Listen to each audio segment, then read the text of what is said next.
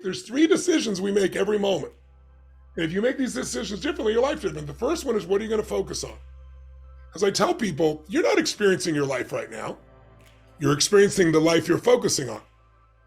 See, if you focus on some aspects of your life, you're going to be pissed off or worried. But to be pissed off and worried, you have to delete all the things you could be grateful for. If you're really having a great life right now, you're deleting all the things you could be pissed off about.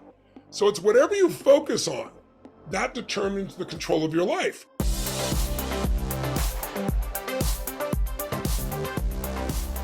So do you want to just jump right in? I know you're Whenever super you're busy. ready. Okay, Yeah. great. I was thinking this morning of how much we as a society have gone through in the last 2 years into our third year, and how much that shapes us and changes us and affects us in all the ways. And I was curious, what are some of the ebbs and flows you've seen in your community because of everything that's happened with pandemic and the economy? Like, what are the trends that you're seeing right now?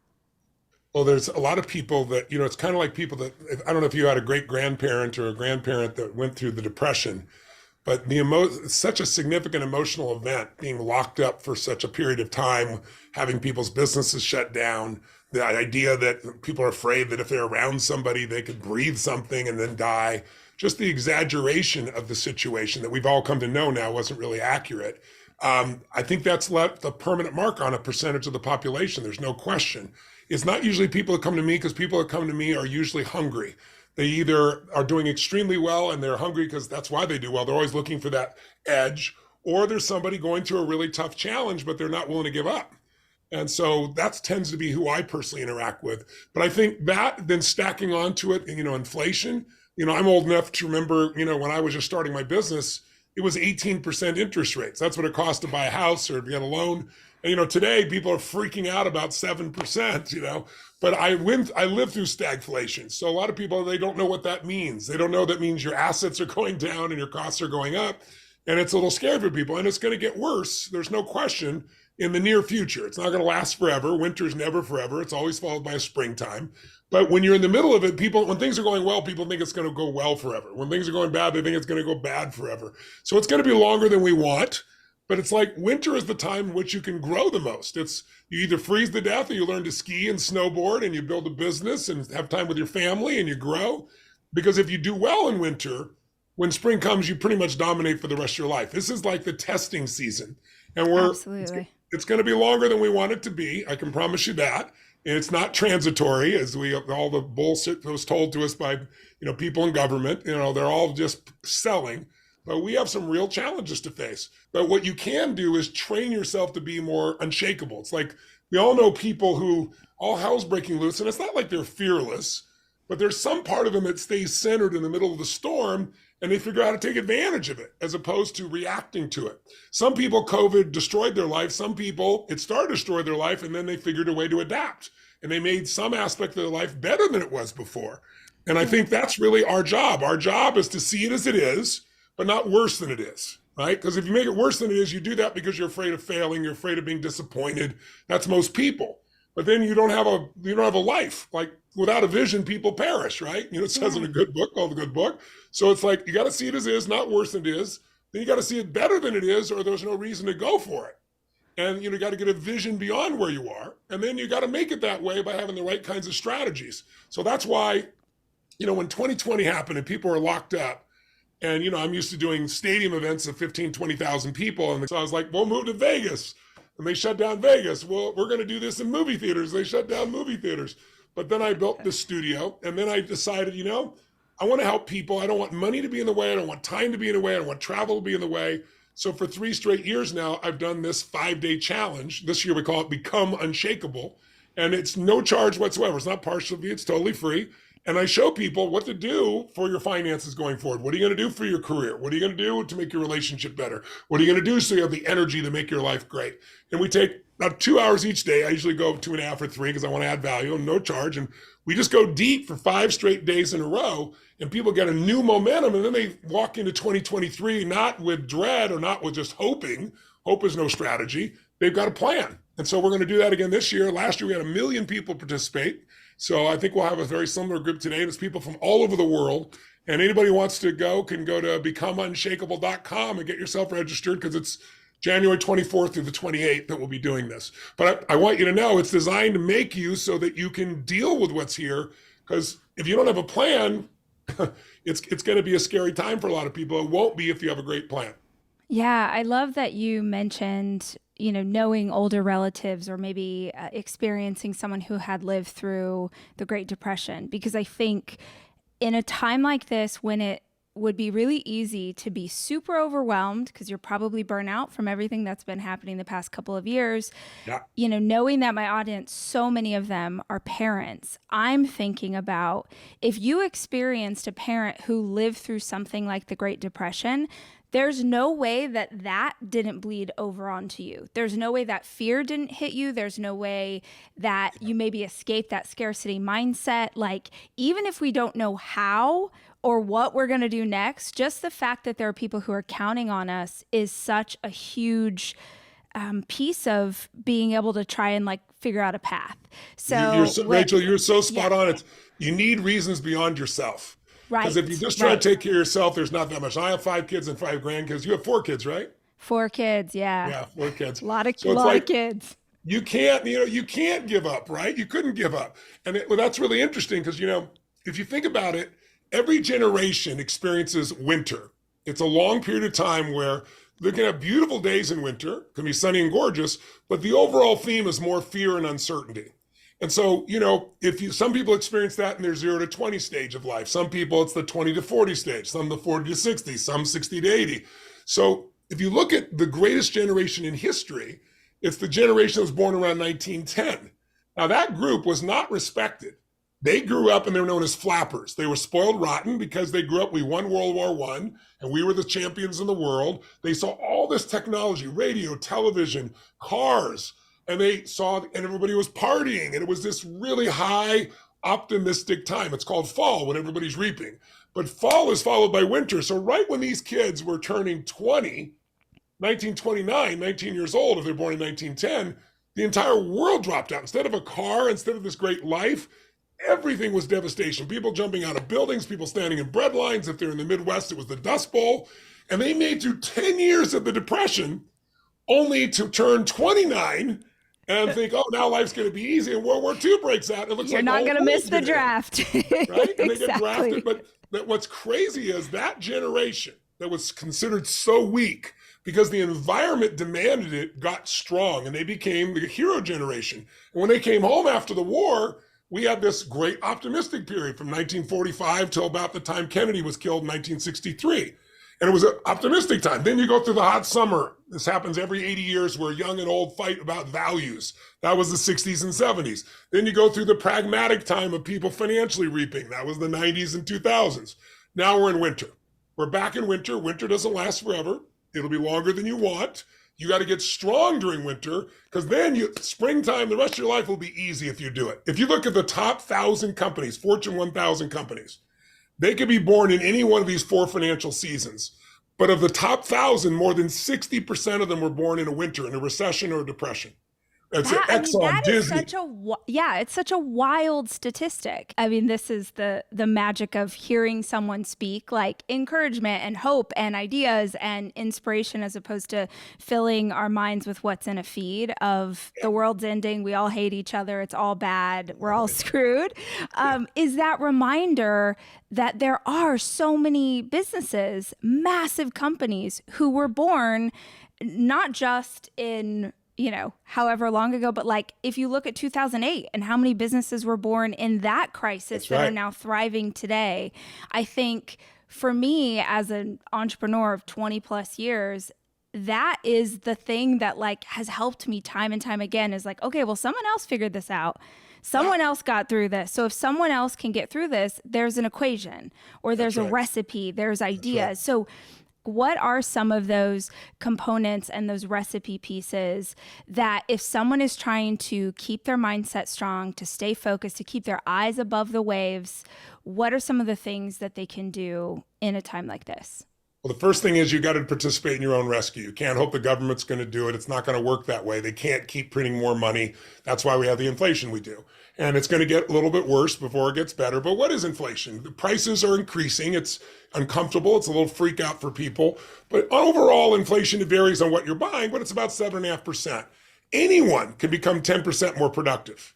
Anyone could become 20 or 50% more productive. When I met Jim Rohn, my original teacher, I had four fathers. I feed 100 million people a year. We're about to hit, we just hit 950 million meals. We're going to hit 1 billion meals 2 years early, which I'm so thrilled about. Cool. But one of the reasons I do that is because I grew up with absolutely nothing. And I had four different fathers. And I had a Thanksgiving with no money and food, and somebody fed us. So that's what kind of triggered me to be who I am to a great extent. It made me believe strangers care. But one of the things that came out of that was I went to Jim Rohn at one point and I said, all four of my dads were good people. We had money for food. I mean, it's like we were starved. We had crackers and peanut butter, right? But we didn't have, a Thanksgiving dinner. And I said, why is that? And I said, because they're smart men, they're good men. And he said, Tony, here's what you need to understand. We're all equal as souls, but we're not equal in the marketplace. He said, you have to become more skilled to be more valuable in the marketplace. You have to see, what does the market need? He said, think of it this way. If you go to work for McDonald's, and you make, in those days, it was $4 an hour, now it's $7 or $8 an hour. That is not designed to be your long-term job. It's an entry job, and because anybody can do it. Anybody can learn to do a McDonald's job, especially now they use pictures, in an hour. Robots are going to replace those people very soon. It won't be very long. It's already happening in some places, right? Automation. So if that's that simple, that's why you get paid so little. Because I was saying, well, what about a teacher who makes only $40,000 a year, and then you see this hedge fund guy make $2 billion? He goes, Tony, the hedge fund guy you're talking about gave people a 40% return when the average person's getting 4%, 10 times value. They make money for their family or their business 10 times faster. He's worth $2 billion. The teacher might be doing a great thing, but they're not judged on results. They're judged on tenure, and they got a small number of people. If you want to help 1 billion people in a simple way, it's easy to become a billionaire. If you want to help 25 people, it's different. He goes, so think of it this way. Your job is to figure out how to do more for others than anybody else in your category. If you can find a way to add more value, not the value you want to give, the value they want to receive, he said, you'll eventually build a brand and people will seek you out. They will not be you seeking them out. And you will be prosperous, but only if you keep growing. Like, you can't fall in love with your product or service today. That's the mistake a lot of small business people make. They make the product they love and it has a limited life. Today, people have desires change quickly. Today, you got to fall in love with your client and figure out what do they need, want, desire that they don't even know they need, want, or desire, and build that, and not just what you're doing currently. And that's what will allow you to succeed through time. So all of my businesses, I'm obsessed with how do we do more for others than anybody else in the industry. So we all need to focus on developing our skills. Warren Buffett was asked the other day, what do you do about inflation? What does the average person do? And he said, when I interviewed him originally for my financial book, I asked him what was his number one investment, best investment he ever made. And I thought he was going to say Coca-Cola or Geico. And he said, it's what you do. And I said, well, I do a lot of things. Which thing? He goes, well, I went to Dale Carnegie and learned how to communicate more effectively. And he said, Tony, without that, all my other skills have been worthless. He goes, and what people need to do right now is invest in themselves, because if you become more skilled, if the dollar goes down, you'll get more dollars. If they change the shekels, you'll get more shekels. If you're the best dentist, or you're the best lawyer, or you're the best podcaster, you're the best anything, you will do well no matter what happens with inflation. So he said to me, could someone make 2 times as much money in the same amount of time? Do people do it? He said, yeah, 10 times as much, 20 times as much. How? They become more valuable. So today, your job going into 2023 is to think through and say, what skills do I need to develop? And it's pretty obvious. Labor is becoming worth less and less and less. Today, you need more cognitive ability, more creativity ability, maybe some technology ability. That's what's prized. That's what's valued. There's a less than 1% unemployment rate for people making $100,000 or more. And there's a 4 or 5%, depending on the real numbers. I mean, the other day they corrected the numbers. They said there were 1 million new jobs. They found out it was 10,000 new jobs. I mean, the government has really been playing games with the numbers here. Excuse me. So, you just have to say, I'm going to take charge of my own life. I'm not going to wait and hope somebody turns it around. And this is my opportunity, because when things get challenging, most small businesses, even big businesses, pull back. If during the time people pull back, you do more for others, you'll surge and you'll take over a portion of that marketplace. Yeah, it's like this idea of you're not playing to win, you're playing not to lose. Yeah, And when you back up in that way, when you take your foot off the gas, when you stop caring as much out of fear, that's that's when right. everything starts to slip through your That's fingers.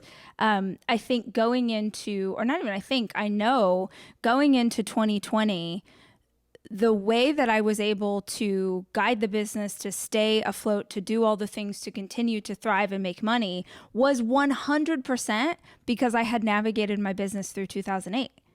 That Yeah. I didn't know how, I didn't know what the hell we were going to do, but I was like, wait, I have figured this out before. I have been in a luxury based client business in 2008 when no one was spending money, and I didn't die then. So damn it, I'm not going to die now, and I'm just That's going to awesome. find a way, right? Just going to Yeah. keep going.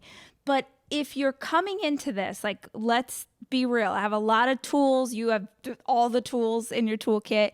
If someone's listening to this right now and they're like, y'all, I feel discouraged. I'm feeling weary. I'm feeling emotionally spent. I don't know how to stand up and go again. Yeah. What is some of the advice you would give them to, like, okay, what's going to help them feel better today?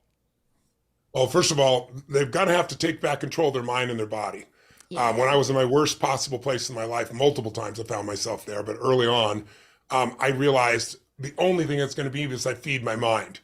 Jim Rohn used to teach me, he said, stand guard at the door of your mind every day. And I said, what does that mean? And he said, well, if I had a cup of coffee here, your coffee, and I, drop some sugar in your coffee, what's going to happen? I said, I'm going to have sweet coffee. He goes, what if your best friend by accident drops one drop of strychnine? I said, you're dead. He goes, well, life is both sugar and strychnine, so watch your coffee. In other words, every day you have to feed your mind. And so the number one habit I developed when I was 17, I still have today, is 30 minutes a day of reading. Not reading clickbait that comes to you, not reading social media bullshit, a book, something that's got philosophy or skill or strategy that's going to make you stronger. And today you can do that with audio, obviously. So I call that net time, no extra time. You can do it while you're driving in your car, while you're working out. That's pretty much like how I try to help people initially, was through audio, because video is even more demanding in terms of your attention, but audio you can do while you're doing other things. And so I think that's critical. You also have to every day make your body stronger, because when your energy is low, you can know all the tools and you're not going to apply them. If you're the most powerful computer in the world and you plug it in and there's not enough voltage, the screen's going to be screwed up. You're not going to tap your power. And so during this time of COVID, so many people have been cooped up, and so they don't move anymore. And plus, they don't go to the office, even, most people anymore.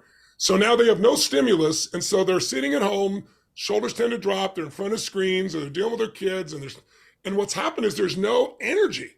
So when you have low energy, you're not going to have a great relationship intimately. When you're low energy, you're not going to be a great parent. You're going to be a good one at best, maybe a poor one. When you're low energy, you're not going to build your business. So the reason in my seminars, people see people, they see people jumping, 20,000 people jumping in a stadium and they think it's some pump up. No, we strategically change people's physiology, the way they're breathing, the way they're moving, the way they're experiencing, to put them in a peak biochemistry. Stanford did a study that came to me during COVID, because so many people, depression went out of control during COVID because people had no compelling future. And then throw on top of that inflation, and throw on top of that a lot of young people say they don't even want kids because they believe that the whole world's going to disappear in 12 years because of an ecological disaster, which is total bullshit. But that fear has become a part of people's mindset, and they believe it. Whatever you believe, you act on, you behave on.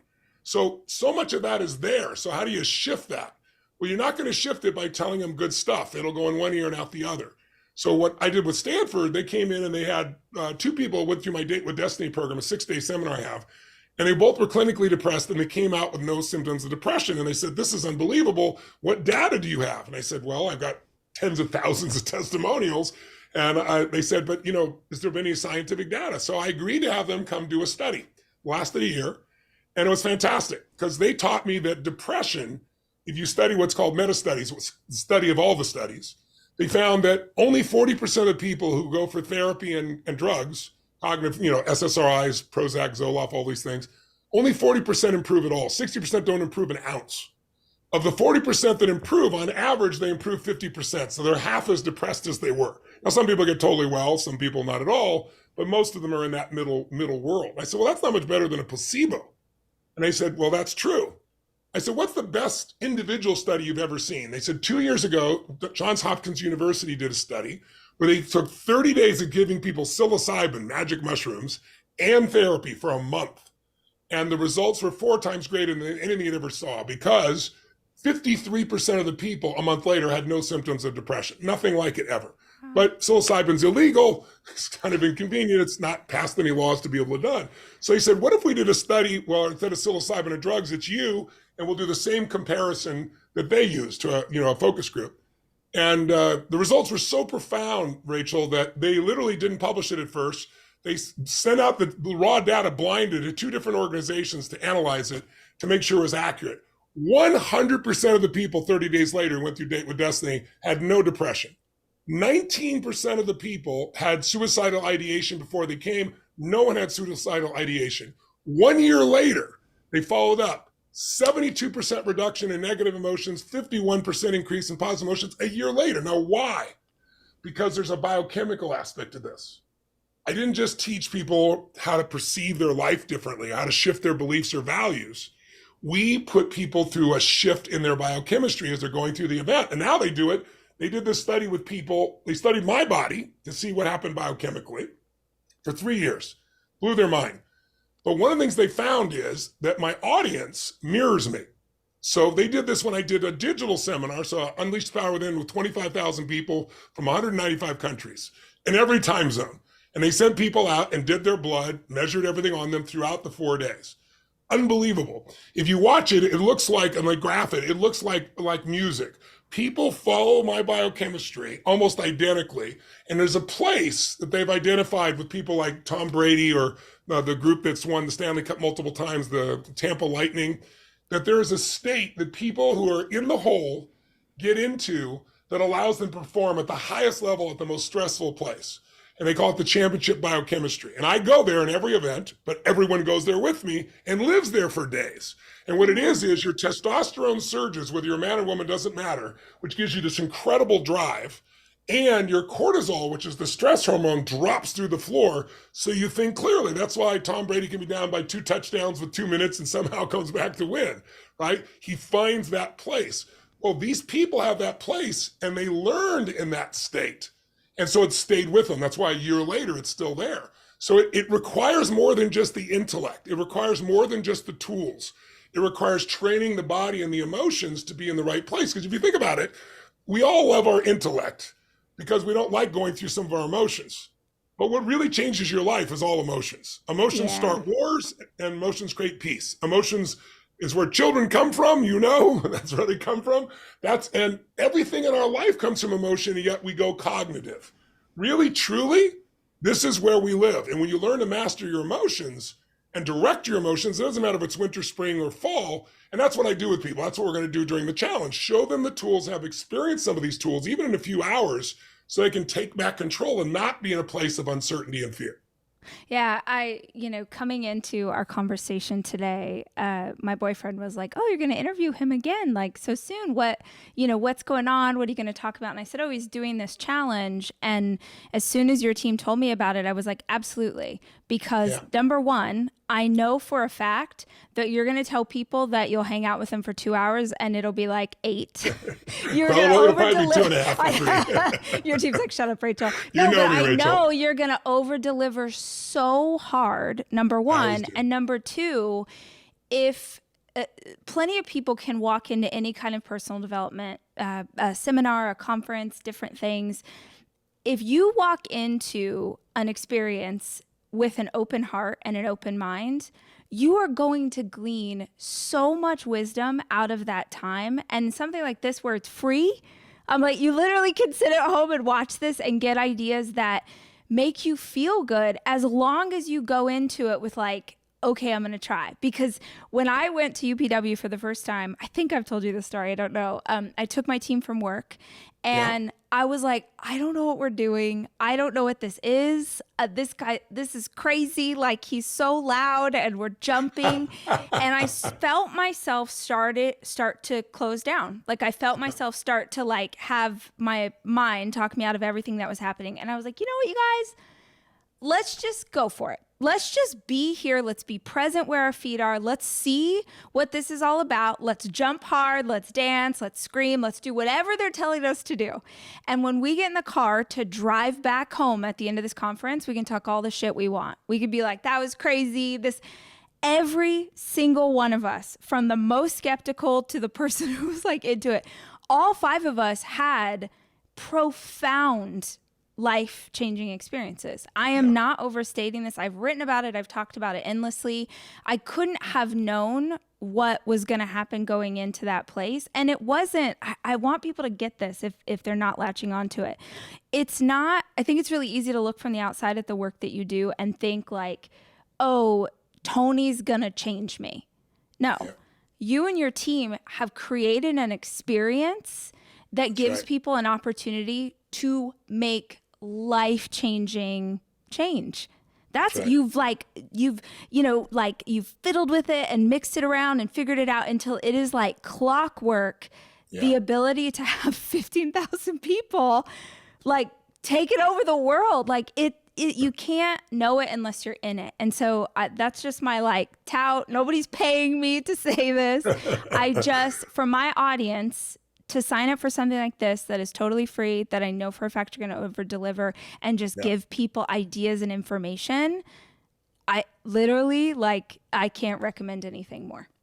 Oh, that's very kind of you. Well, I'm thrilled. I mean, I want to help people during these times. This is when people are most scared, and when they need it the most people often won't invest in themselves because they're so down in that place. So I figured, screw it. Let me just go help 1 million people and over deliver to them like crazy, and then they can grow from there. They want to continue, they can, but they'll have really made a shift. And I really want people to experience that feeling of certainty. There's so much uncertainty in the world right now. Where's the world going? Where's the economy going? What's going to happen with my kids? What's going to happen with my life? What's going to happen with my business? And, uncertainty doesn't go away. When people make more money, then they worry, well, will someone take it? Will they raise my taxes? When people say, oh, I'll get a relationship, then I'll be certain. Then they get in a relationship and go, what if they die? What if they leave me? What if they cheat on me? Think, oh, I'll certain when I have children. And then you go like, that's uncertainty for the rest of my life once you have them, right?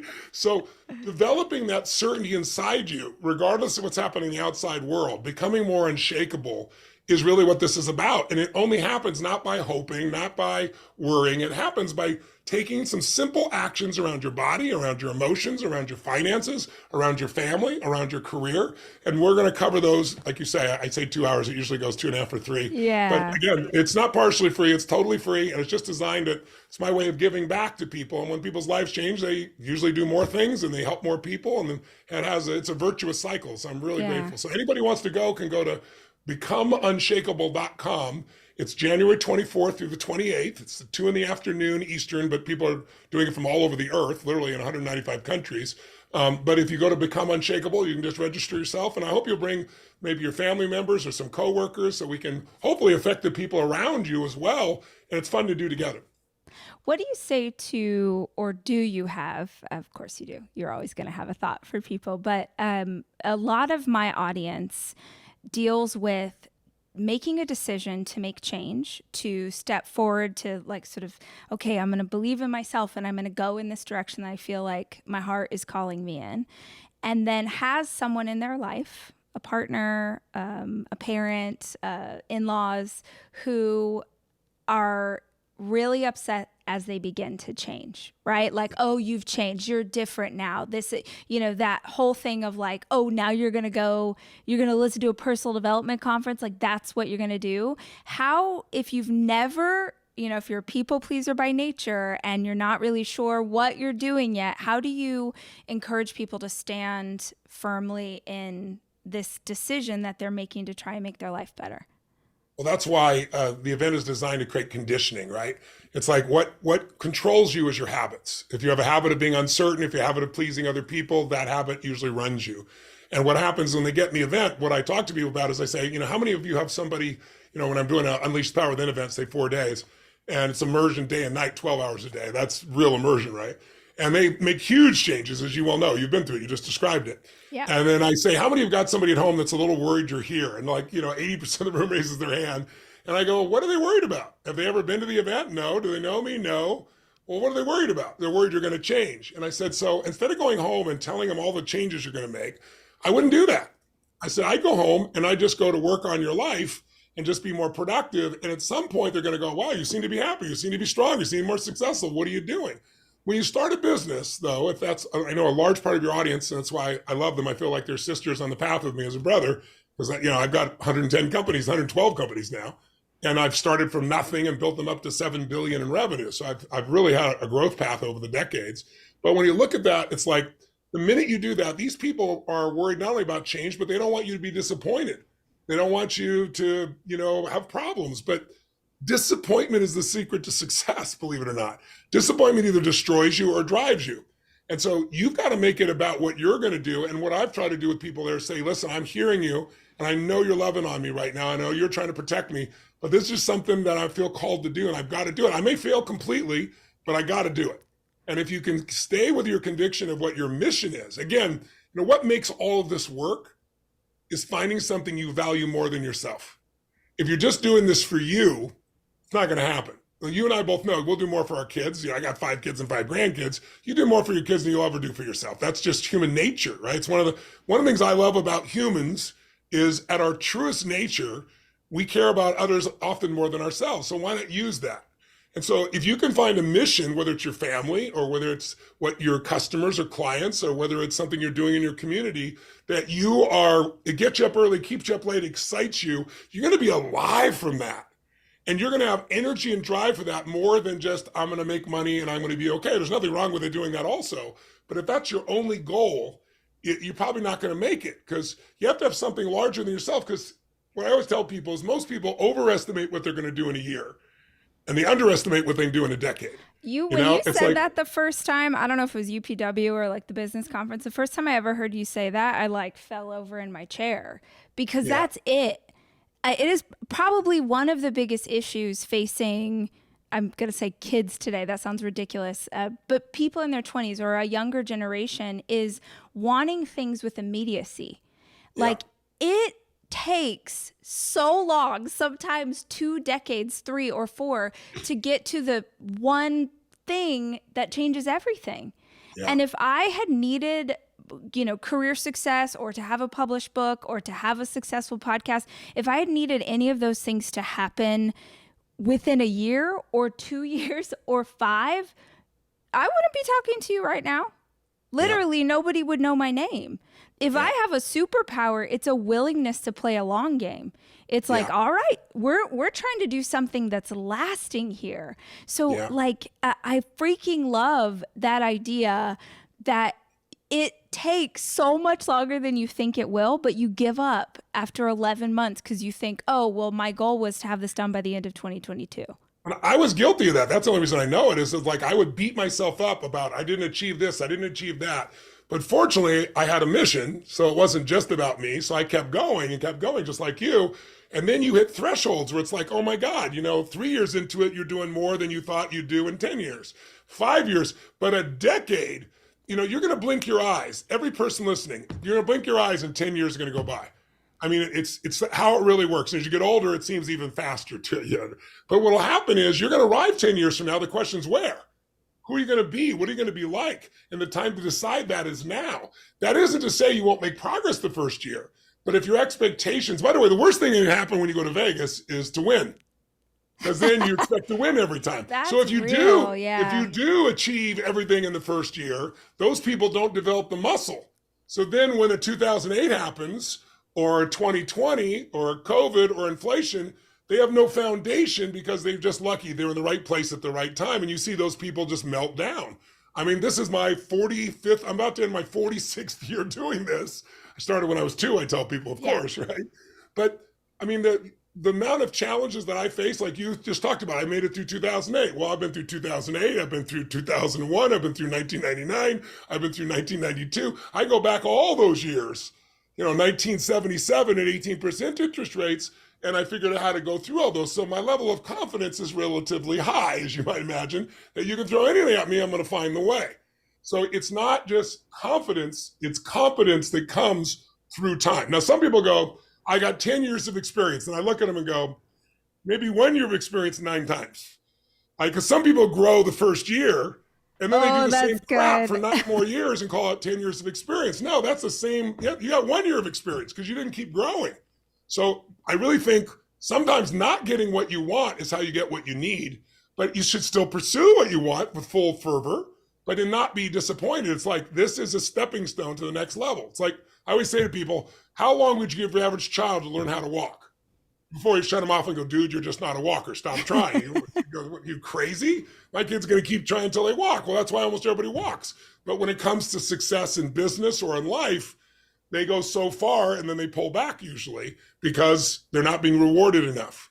And you're absolutely right. We're a society because of this device that has been literally trained with dopamine to be able to get a feeling we want instantly and be in control. But that's not real life, and that's not human relationships. That's why so many relationships are messed up. People expect that person to respond the way I want.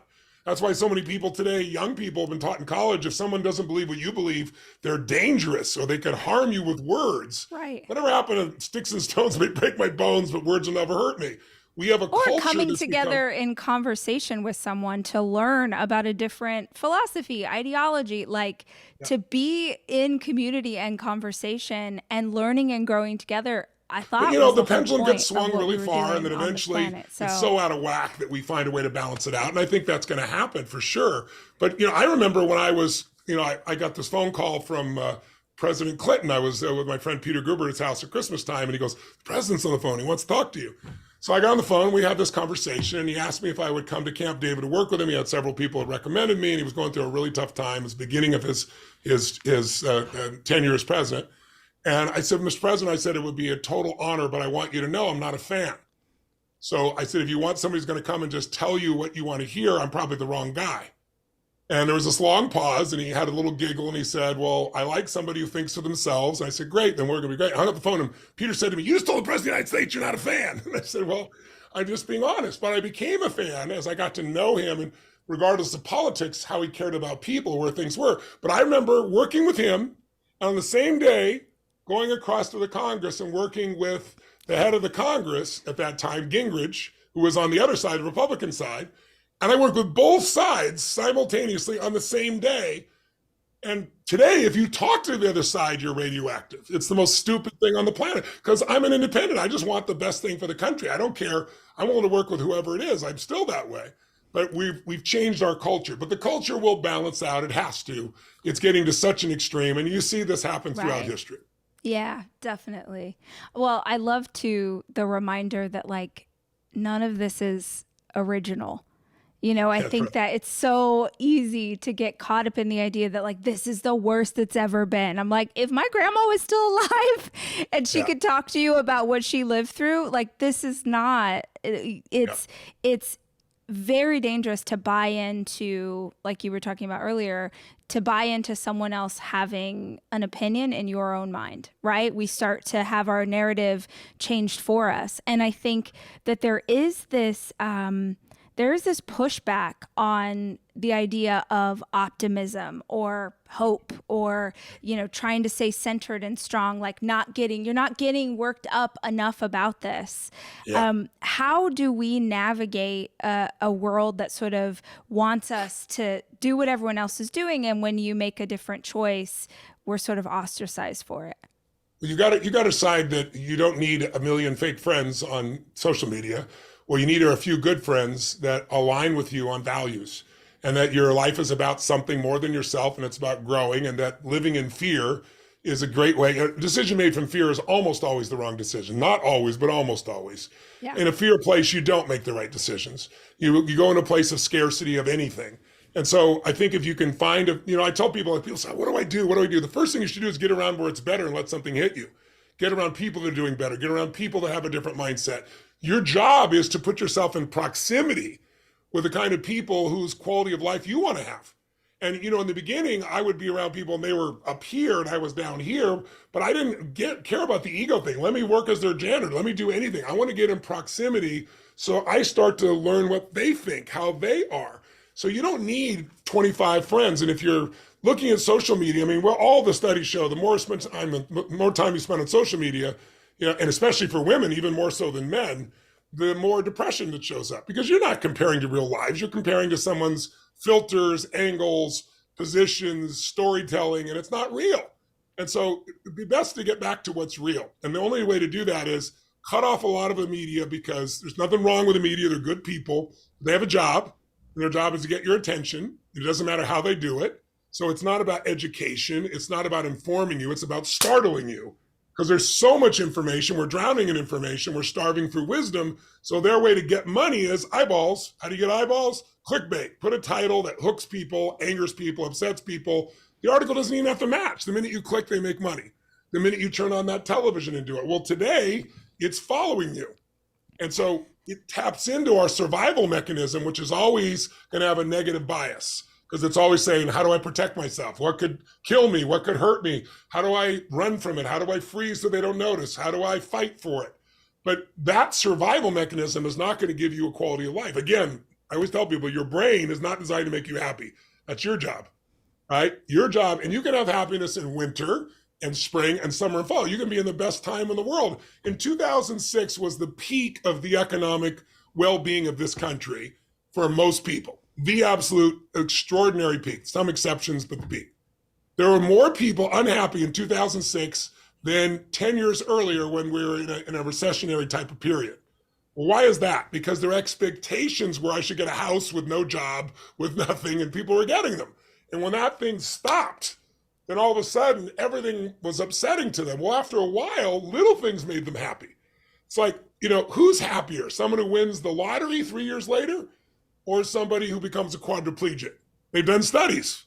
3 years later, their happiness adjusts to where it was before the act.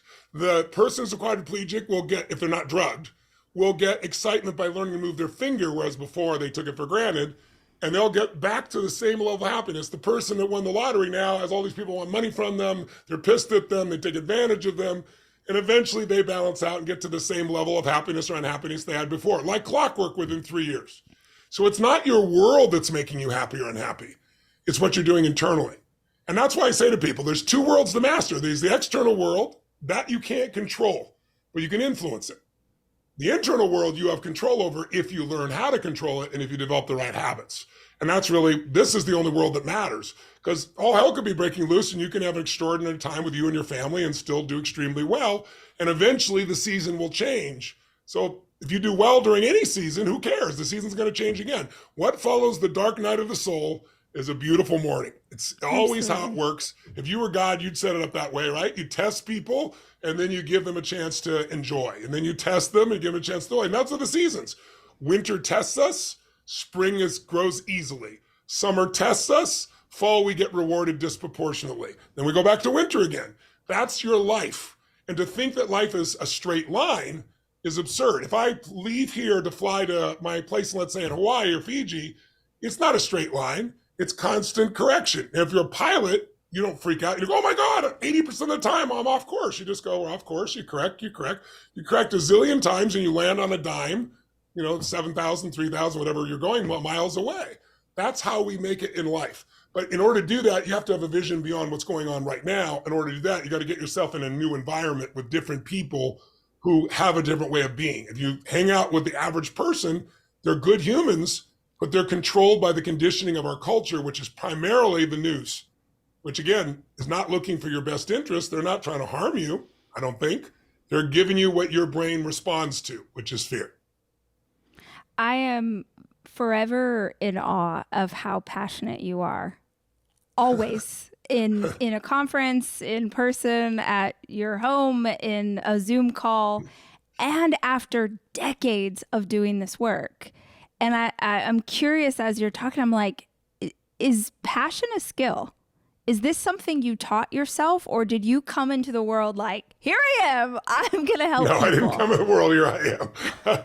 No, passion is a habit, like all emotions are. Some people get angry all the time. right? If you get angry enough, you get wired to be angry. You get angry over little shit. Some people get worried all the time. So everyone has what I call an emotional home. It's like, if you, it may not be a place you like. It's like, I'm sure you've seen people like some parts of the country where about every 3 years, a cyclone or if something comes through and destroys everything. They lose all their stuff and you feel for them, you see them crying and everything else. You're like, oh my God. And they rebuild. And then 3 years later, it happens again. And about the third time it happens, somewhere in your brain, you go, why don't you move? Right? But what happens, it's easy to see when it's someone else and it's external. But we also have an internal home. And since it's what you know, even if it's not comfortable, people tend to duplicate it. That's why some people create the same kind of relationship over and over again, right? That feeling of discomfort is what they know. So what I really try to help people do is expand their home. It's like, okay, maybe you don't need to move, but maybe we need to build another part of you, expand another set of emotions that can get you where you want to go. Maybe you need more courage. Maybe you need more faith. Maybe you need more determination. Maybe you need more passion. And any emotion is nothing but a neurological habit. It's a big word, but it's the way you use your nervous system. So yes, I am wired for passion, but it's reinforced because I get to see the impact in millions of people's lives. So I can't walk out of my house on an average day, go anywhere, and not be stopped at least a dozen times by people saying, oh my God, you changed my life. And I always say, look, I didn't change your life, you did, but I'm glad I helped. What'd you do? And I get to hear these stories. And so it's like, how could I not, be fulfilled and be alive? I have my family, I have my businesses, but I also have this incredible feedback device. And when you are living in those types of states, you will get feedback. If you're looking for negative feedback, you'll get it no matter what. There'll be people pissed off that you're happy. But, I tend to focus on serving. And since I'm focused on the serving, that's who I care about. I care about the people that want to improve their life. I care about everybody. I provide food for people, but I'm looking for the environment where they can be triggered because anyone can find their hunger. That's really what you're talking about. Passion is another word for hunger. The most successful people in the world, people ask me, what's the common trait? Being intelligent. I love wickedly intelligent people. I think being smart is incredibly valuable. But you and I both know tons of people as smart as can be and can't fight their way out of a paper bag in real life, Yeah. right? So intelligence is not the factor. It's hunger. Because hunger to be more, to do more, to give more, to share more. If you have that kind of hunger, not hunger to I'm going to lose some weight to get to the party, that's not hunger. That's a goal that disappears. Hunger is something that doesn't disappear. And so, I'm going to be 63 in a couple of months. I've been doing this since I was 17. So, 46 years is more than most people have been alive. I've lived this path, but I've lived the path of constantly growing and getting the reinforcement of that growth in every area. Because I look at your finances, your business, your emotions, your relationships. There's, about a half dozen areas that really matter. And I've made those areas my expertise with so many tools and strategies that doesn't matter what the challenge is, I got something I can help with. And I know it and I'm able to deliver it, make it happen. And so that becomes a virtuous cycle. You're reinforced for it. But I want you to know any emotion, I was not a passionate driven person. I was a little more introverted, quite frankly, but I saw the price of not stepping up. And I started to step up and then I started to literally train myself. I used to do these incantations. I still do them before I get up on stage, but I would train myself for an hour where I would get up and I would just say every day and every way I'm getting stronger and stronger. Every day and every way I'm getting healthier and healthier. But I would say it with authority, out loud, with intensity, ridiculously so, till I literally convinced myself this is who I am, till I developed those habits in my nervous system. I didn't do affirmations, I'm happy, I'm happy, I'm happy. I said it, I owned it, I felt it, I experienced it. I wired myself to be this way. So I created this Tony Robbins guy. He was always me, but I developed these pieces and tools. And so it's not effortful. It's me when I'm being passionate. It's who I am, but I'm wired for passion. I'm wired for love. I'm wired for growth. I'm wired for contribution. I'm not wired for feeling sorry for myself or being a victim or, being depressed. I was totally depressed. But, I got to that point where you start deciding whether you think you're going to stick around or not. And it woke me up. I realized when I'm depressed, I have nothing. So I used anger initially. I got pissed off to give myself energy to overcome things. And then after a while, I didn't need the anger. I just found the passion. Yeah. God, it was so good. It feels like sometimes, maybe I'm having a therapy session with you as per usual, but it feels like we're inside of a world now that's not too big a fan of passion. Like No, it it's not. feels like, right? Like it feels, it's sort of that, the tall poppy syndrome, or the highest Yeah. nail shall be hammered down, that you show up with joy and life and like, oh, I'm going to do this thing. And immediately it feels like, People there's treat it like it's fake or it's phony or it's yes, bullshit. yes, But yeah, that's the season of winter, honey. In the springtime, everybody loves you being up and lifted. So if you're going to let the right. season control who you are, then you no longer have yourself anymore, right? You're just Oh, that's adapting to real. the environment. If you adapt to the environment, you're going to live like everybody else lives. So it's like, I get that. I've lived long enough to see the summer times also are like that. People are like, this is bullshit, optimism. I've never been a positive thinker. I don't teach positive thinking. I teach Yeah, you don't. intelligence, Yeah. right? Seeing it as it is, but not worse than it is the secret. Most people see it worse than it is again, so that they don't fail, so they don't feel like they get their hopes up and get disappointed. Well, if you don't get your hopes up, you don't change anything. That's why you got to come up with a vision. That's why you got to get the strategies. But if you're looking for affirmation from society, you're not a leader. Think about it. Most people follow the rules of society and they get the base lowest level of what society offers. What makes you a leader is you create your own culture. You create your own standards. And whether the world rewards you or not, is like I always say to people, like, why do most people fail at the game of life? Number one, they don't know what the purpose is. I don't mean you have to have a perfect, beautiful purpose and all that. I mean, just like, what's the purpose of this game? I believe it's to grow and to give and to learn and to laugh and to love and to leave a legacy, right? But whatever you think it is, if you don't know the purpose, how are you going to ever win? And then they don't know the purpose, but watch this. Here's why they fail. They have 100 million rules about how it's supposed to be played. You're supposed to do that, not do that. You're supposed to be this way and not be that way. So they're always running into some inner conflict. And then the third reason they fail, they don't know the purpose. They got lots of rules. But then on the other hand, when they do the right thing, they don't get rewarded. And when they do the wrong thing, they often get rewarded by society. So that it brings people into a place. And then the last thing is they make everything life and death. So how do you win the game of life? You decide the purpose, not a perfect one, not something language so gorgeously, just what's the essence of my life about? What am I here for? I think we all know you got to grow. If you don't grow, you're going to die. You're not, and if you grow, you have something to give. So at a fundamental level, it's those pieces. But what else? Is it to be enjoyment? Is it to spread love? What is it for you? And then, okay, I'm going to have a lot less rules. I mean, you got 4 children. You can relate to this. I saw a CNN piece years ago, and I never forgot it. It was a story about them making a commercial for double mint gum. Well, they used to use twins all the time, twice the flavor, twice this. Yeah. And they did one with families that had quintuplets, 5 children born at the same time. And I think it was 5 families with 5 quintuplets. And when they're filming this behind the scenes, it was total just chaos. All these kids going everywhere. And there's this one man I'll never forget. He looked like he was, in his early 60s. His face was he was sweaty, he was all broken down, didn't look really healthy. And they interviewed him and said, what's it like to, have 5 kids? And what's the most important thing you've learned? And he said, I've learned that you can't have too many rules. Because with 5 kids, you have too many rules. Someone's always breaking them. You're always reacting. And he goes, it's like, you probably think I'm older looking than I am. He goes, I'm 38 years old. I couldn't believe he was 38 years old, right? I was like, he goes, so I finally learned. It took me a long time, but I've learned. Can't have too many rules. Well, that's true in life. The minimum rules to win the game that are good for you and other people, not just good for you. And then you got to reward yourself. If I do what's right and society doesn't reward me, I reward myself. If I do something wrong and society rewards me, I punish myself, not heavily, just enough to not go there again. And then I take myself lightly. There's an old phrase that says, why do angels fly? Because they take themselves lightly. It's not all life and freaking death. And when you do that, life is a different game. Man, I want to be really conscious of your time because we're at about an hour and I don't know how long you're allowed to go today. I got about 10 more minutes. I got about 10 more, 5 minutes, so yeah. Fantastic.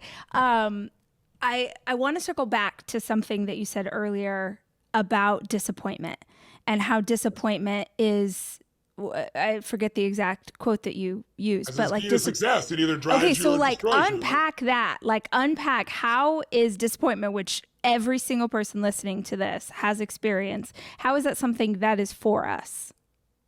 Well, because, first of all, you can't avoid it because you have certain expectations no matter what you do, right? So it's going to be there. The question is, what are you going to do with it when it happens? If you let it destroy you, which is what some people do, they lose their compelling future. They give up on what they're doing. They say, well, this means I'm not doing the right thing. as opposed to this challenge, this disappointment is a speed bump on the way to success. It's jolted me, but I'm still on my course. There'll be other jolts along the way, and I'm going to use this to drive me. I'm going to take this disappointment and just double down. And so that's an emotional habit. It's a decision. It's like every day we're making decisions. And if you say, why is your life the way it is? Whatever you're proud in your life, your children, your life, your business, whatever you're really most proud of, came from decisions you made years ago and maybe some ongoing decisions you're doing that make it continue to be better, right? And if you look at anything in your life you're unhappy with, it's because decisions you made probably years ago. I mean, most of us can think of a decision maybe 5 or 10 years ago you made or more, that if you made a different decision, your life would be completely different. Go to a different school, different career, marry a different person. I mean, completely different life. Better or worse, I can't tell you. You know that more than I do, but it'll be different. So you got to realize that decision is the ultimate power. It's like, what has our God given us? It's choice, right? That's clear. You can choose to believe whatever you want. You can choose to live however you want or not live however you want. And we all have that choice, at least if you live in a free society. So the decisions we make, there's 3 decisions we make every moment. And if you make these decisions differently, your life's different. The first one is, what are you going to focus on? Because I tell people, you're not experiencing your life right now. You're experiencing the life you're focusing on. See, if you focus on some aspects of your life, you're going to be pissed off or worried. But to be pissed off and worried, you have to delete all the things you could be grateful for. If you're really having a great life right now, you're deleting all the things you could be pissed off about. So it's whatever you focus on, that determines the control of your life. And there are habits of focus. Some people focus constantly on what's missing. I know some of the most successful people in the world that are successful externally, but not happy internally, because if you're constantly focused on what's missing, that's good to do in your business once a week, once a month. But when you do it every day with your whole life, when you're constantly focused on missing, you're going to feel empty. You're going to feel not enough. And some people have the habit of constantly questioning, right? So focusing on what's missing might help you start to find answers. But if you do it all the time, it feels overwhelming. And during COVID especially, people tend to focus on what was missing. And so they got more depressed. The second decision habit would be around the, focus is going to be, do you focus on what you can control or not control? And, you think about it, so many people, especially after COVID, so many things were outside your control. It was natural to focus on that. Well, that feels depressing. When people feel happy, it's because they feel they control most of the events in their life, not events control them. In order to do that, you have to develop muscle, emotion, and you have to develop the habit of focusing on what you can control, because there's tons we can't control. You can't even control your body if you go to Mexico and eat the wrong thing. Come on, you can't control your own colon, right? You can talk about it all you want with your mind, but it's going to take over. So there are things that we influence but can't control. We got to focus on what we can control. And then some people focus more on the past, some the present, some the future. We all do all 3. But the habit of so many people's focus on the past. So if you're constantly focused on what's missing and what you can't control and how the past is better than now, you're going to be depressed no matter how many Prozac drugs we give you. But if you focus on what you can control and what you do have in your life and you build on success, and you focus on the present, what's beautiful, and or the future you're creating, that combination creates a different life. So a different focus alone changes your life. Then when we focus on something, the second decision is, what does it mean? Is this the end or the beginning? Is this person disrespecting me? Are they challenging me? Are they coaching me? Or are they actually loving on me? Whichever one you pick, whatever meaning you pick, will create a biochemical change in you instantly called emotion. And so if you think you're being disrespected, you're going to respond differently than if you're being loved. And then out of that state, you make the third decision about what to do. Well, in an angry state, you're going to respond very differently than in an appreciative state. Is God punishing me? Is that why I have this problem? Is God challenging me? Is God giving me this gift of a problem? Is it a gift? Or is it not God at all? I've been a lazy bastard, and so I haven't done my part, and I'm blaming God, right? Whichever meaning you come up with is going to be the way you live. Is this the end of my relationship or the beginning? If it's the beginning, you're going to be completely different than if you think it's the end. So our decisions about what to focus on, what things mean, and what to do, that pattern controls our whole life. You change those 3 patterns, you change everything. Yeah. Well, and when it comes to disappointment, the idea that you can experience the disappointment, be frustrated by it, be sad, like give yourself that moment to feel those things, and then go back to the 3 pieces of advice you just gave? What are you focusing Exactly. on? What does it mean? And what are you going to do now? And That's I right. think going into this new year, for a lot of people, it was like, okay, just get through 2020 and then it'll be, then we'll be okay. We'll have answers. We'll have, a solution. Then 10 we're days in to stop the spread. Right. And then Flatten the curve. 21 and then 22. And okay, now we're moving past this thing and now we're dealing with the fallout from what the decisions that we made in government during that time period, right? So it's the hits are going to keep on coming. Like there's always going to be something. And even if we're not talking about a global pandemic, there's always going to be something in our lives, like really justifiable excuses, like not like fake ones, like legit reasons why we shouldn't have that. That shouldn't be our life. We shouldn't keep pushing. We shouldn't stand up and go again. But I love the simplicity of like, what are you looking at? What does this mean? And what are you going to do next? So, and those decisions are being made unconsciously right now for everyone listening. Every moment you're making those decisions. But if they're unconscious, then they're the same every time. And so your life doesn't change. Yeah. When you awaken to what you're doing in that area, that's when your life really begins to shift. And that's really why you got to immerse yourself in a different environment, because the world is not going to reinforce these habits. If you want to be average, the average person is not fit. They are not healthy. They do not have a great relationship. They're not doing well financially. I'm no idiot, but that doesn't mean that's how your life has to be. But see, it's like studying people that are ill to try and get healthy. No, I study people that are successful to figure out what do they do different.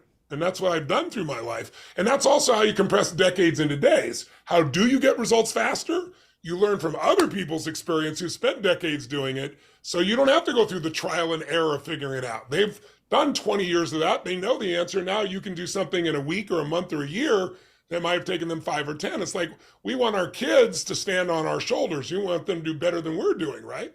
But we have to first take control of our own life to do that. And it's really not that hard, because what you said is true. There's always something that legitimately could stop you. So your question is, am I going to pray it's easier, or am I going to get better?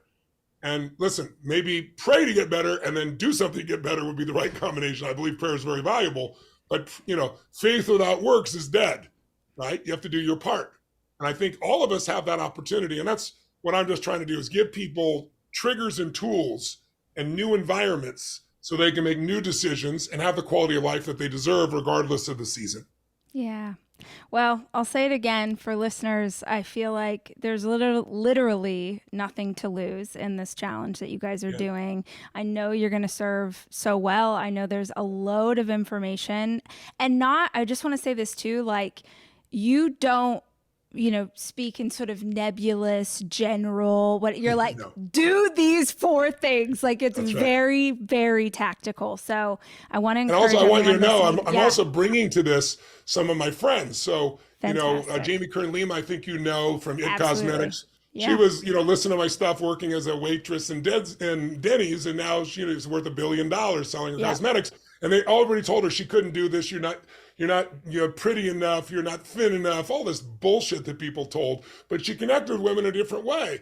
Or, Sarah Blakely, who was the first, youngest female billionaire with Spanx, and how she did that. And I've got Matthew McConaughey joining me as a friend, because you say, well, he's an actor. What's the point? Well, to become one of the greatest actors of his generation, the amount of rejection, the amount of fail, the amount of disappointment, and how he dealt with that, like what he did to get where he is. So you'll be joining me with some of my friends for these experiences, and I think I know you'll find it really profound. Awesome. Well, we'll put the link to sign up in the show notes. And as always, thank you so much for serving and sharing wisdom and hanging out. I really appreciate the time. I always enjoy our time together, Rachel. BecomeUnshakableGirl.com. That's where they're going. Thanks so much. Yeah, thank you. I know you're in the midst of a crazy day, so wishing you luck with the rest of your press for this. Well, and I'm glad you finally get to be off now with your family. Go play with those 4 kids. Yeah, I'm going to the beach. Tell your girls I say hi. Give my love to Mary. I will. Take good care, honey. Okay, bye-bye. Bye-bye. If you spend 10 years at a cubicle, you would not get the relationship you would get through one adventure with a friend.